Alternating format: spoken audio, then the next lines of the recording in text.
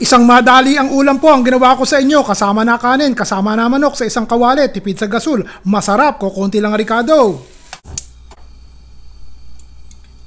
Pag mainit na yung mantika, lagay na po natin ang ating bawang, sibuyas,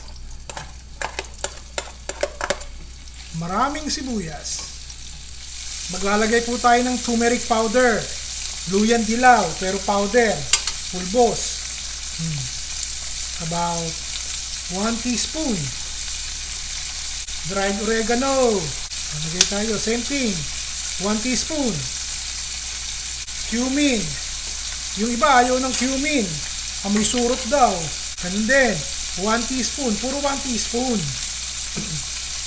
Saka konting chili powder. Lagyan po natin yan. Uy, ang bango. Kapag ka pinagsama-sama nyo itong lahat ng mga spices na ito, kasama yung ating bawang at sibuyas. Wala po itong luya. Napakabango. Bago ko malimutan, yellow curry powder, 1 teaspoon din. Halo. Asin. Paminta. Sige. Lagyan ko na ng chicken powder Kung ayaw nyo, walang pilitan O yun, isang kutsara po. Lagay na po natin itong ating pritong manok. Ito, manok sa Costco. Yun siya, halo. Baka nanginikit na. Lalagyan po natin ng sabaw yan. Sandali muna. Luto na yung manok Pero kung hilaw ang manok na ilalagay nyo, syempre lulutuin nyo. Ang bango. Wow. Konti sabaw. Huwag masyadong marami Siguro kalahating tasa lang. Yun. At tapos maglalagay tayo ng kanin. Yung kanin, yung buhaghag Isinain ko po itong kanin kanina, pero dapat buhaghag, hindi malata. Mga 2 tasa lang ilalagay ko. Konti lang naman ang ating niluluto. Yun.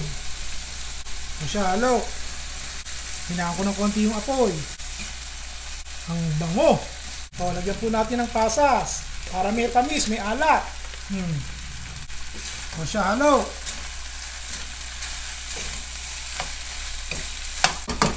Tira lang to yung ating siling berde. May 2 piraso pa ng kamatis. Siya. Halo, kung meron kayong sibuyas na mura, maglagay po kayo. Patay. Tapos na. Yan ang pawardi-warding luto natin na parang Indian-Indiananan.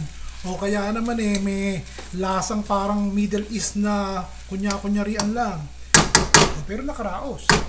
Di nakaraos, kasama na po ang kanin at saka manok sa isang kawali, isang ulam, tipid sa gasol. Kesa umorder pa kayo sa restaurant pwede nyo namang gawin Yun. Ayos po ba? Ay nako mga kaibigan, nag-i-enjoy po ba kayo sa mga ipinopost ko? Marami pong salamat.